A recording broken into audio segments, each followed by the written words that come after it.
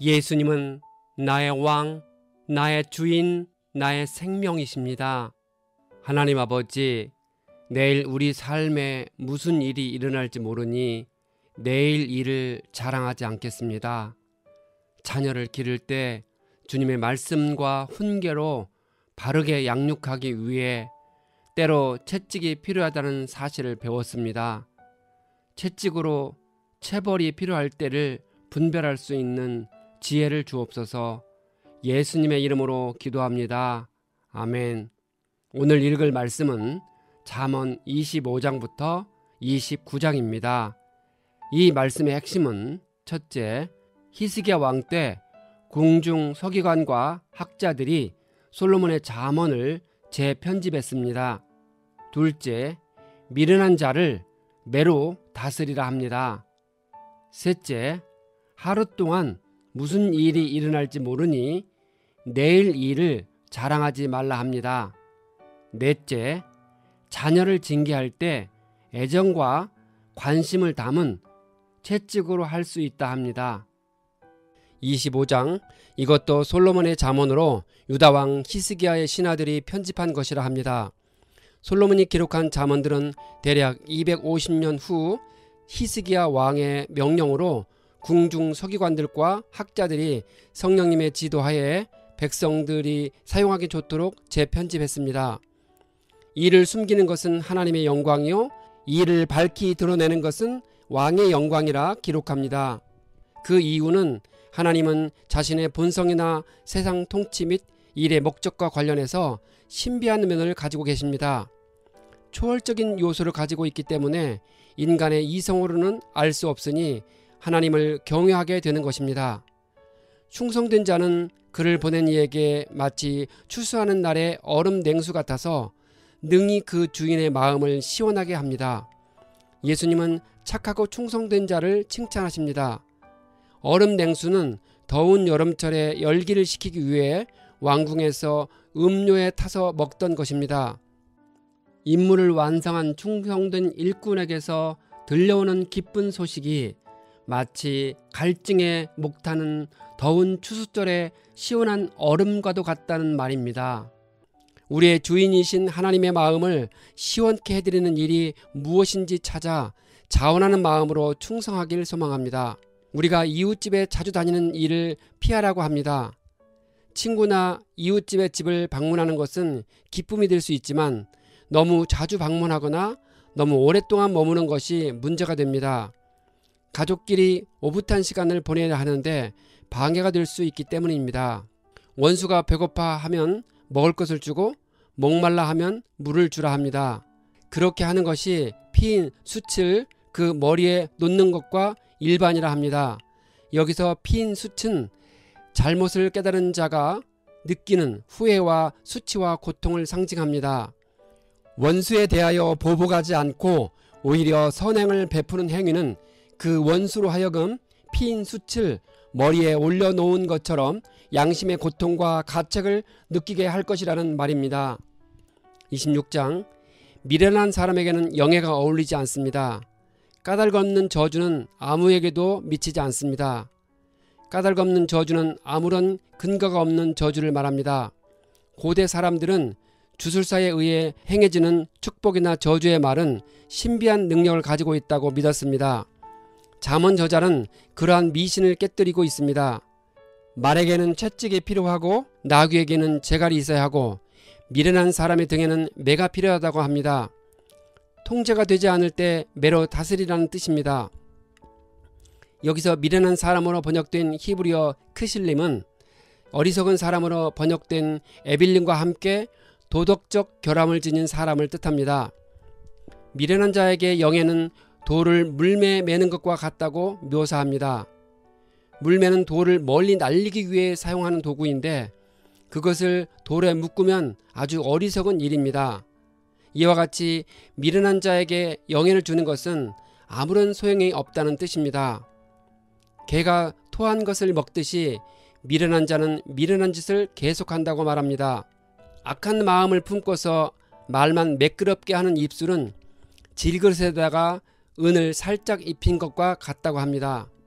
은 찌꺼기를 살짝 입힌 토기는 겉으로 보기에는 은빛을 띠는 고가품처럼 여겨지지만 실상은 아무런 가치가 없는 가짜에 불과한 것입니다. 비록 다정한 말을 한다고 하여도 그를 믿지 말라 합니다. 그의 마음속에는 역겨운 것이 7가지나 들어있다고 합니다. 역겨운 7가지는 완전한 혹은 셀 수 없이 많은 것들을 뜻합니다. 악인의 입술이 좋은 말을 한다 해도 그의 마음속에는 온통 악하고 역겨운 것들로 가득하다는 의미입니다. 27장 내일 일을 자랑하지 말라 하는 이유는 하루 사이에 무슨 일이 생길지 알 수 없기 때문입니다. 예수님은 내일 일을 위하여 염려하지 말라고 하셨습니다. 우리가 매일 비슷한 날을 살아가지만 내일 무슨 일이 일어날지 모릅니다. 오늘이나 말하는 그 하루에 집중하며 살다 보면 어느덧 역사가 만들어집니다. 자기 스스로 칭찬하지 말고 다른 사람이 칭찬하게 하라고 권면합니다. 자기 스스로 칭찬하면 교만하게 보일 수 있고 다른 사람이 해주는 칭찬보다 신빙성과 무게감이 떨어집니다.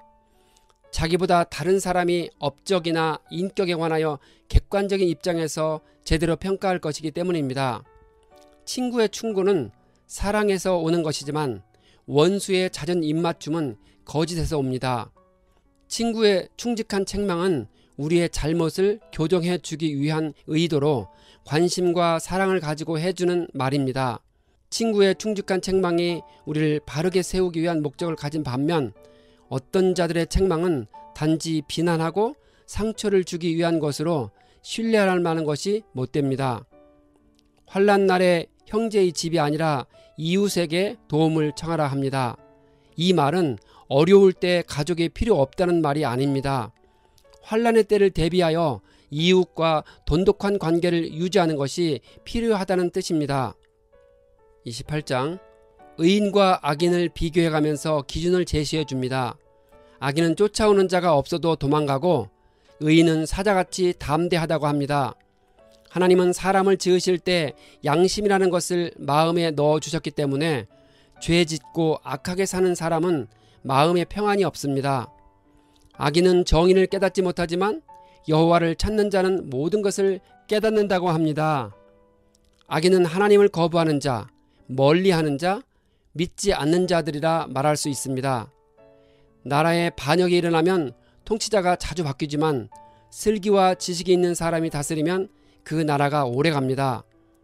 죄가 많으면 나라의 정치적 불안정 때문에 반역하는 일이 자주 일어납니다. 죄 많은 이스라엘의 북왕국은 약 200년 동안 왕조가 9번 바뀌었습니다.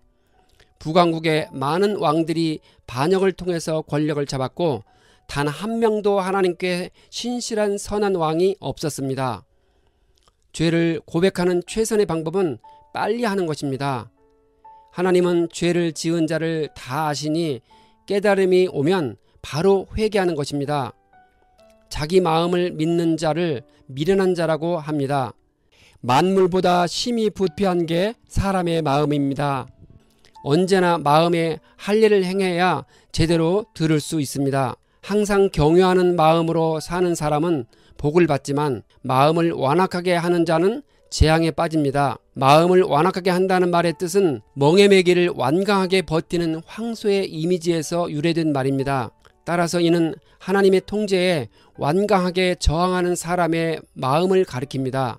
자기의 생각만을 신뢰하는 사람은 미련한 사람이지만 지혜롭게 사는 사람은 구원을 받습니다.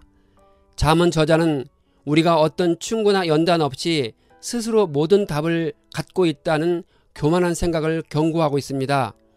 자신의 능력을 알고서 적절하게 행동할 때 스스로 자신감을 가질 수 있습니다. 그러나 우리가 지혜로운 자가 되기 위해서는 자신의 연약함을 충분히 알아야 합니다. 그래서 스스로를 지혜로운 말씀 앞에 굴복시킬 줄 알아야 합니다. 29장 책망을 자주 받으면서도 고집만 부리는 사람은 갑자기 무너져서 회복하지 못합니다. 목이 곧은 사람, 즉 고집만 부리는 사람은 권위나 통제에 순종하지 않고 뻣뻣하게 버티는 완고함이나 고집이 센 상태를 가리키는 말입니다. 하나님의 지혜를 떠나 지혜롭게 살 수 있는 사람은 없습니다. 이웃에게 아첨하는 사람은 그의 발 앞에 그물을 치는 사람이라 합니다. 여기서 그물은 주로 새를 잡기 위하거나 때로는 함정을 위해 넓게 펼쳐 짐승을 잡는 데 사용되는 도구입니다. 이웃에게 아첨하는 자는 아첨하는 자신의 말에 의해 스스로 올무에 걸려든다는 뜻입니다. 아첨은 함정과 같이 속이는 것이고 거짓된 것이기 때문입니다. 계시가 없으면 백성이 방자해지나 율법을 지키는 사람은 복을 받습니다. 백성들이 방자히 행한다는 의미는 권위에 복종하는 질서의 상태에서 벗어나 제멋대로 행하는 무법과 무질서의 상태에 있다는 것입니다. 이 같은 상태는 정치적으로나 영적으로 혼돈 상황을 낳게 됩니다. 그리고 그런 상태에서 백성들을 올바른 길로 인도하는 하나님의 계시가 방해를 받고 무시를 당하게 됩니다. 종을 어렸을 때부터 곱게 양육하면 그가 나중에는 자식인 채 한다고 경고합니다. 그렇다면 종을 거칠게 다뤄야 합니까? 그렇지 않습니다. 모세의 율법에 따르면 종을 너그럽게 다루라고 가르칩니다. 여기에서 의미는 위계 질서가 무너지는 것을 경계하는 교훈입니다. 사실 주인과 종의 위계 질서가 무너지면 나중에는 종이 주인의 기업을 탐내고 노리는 지경까지 이르게 됩니다.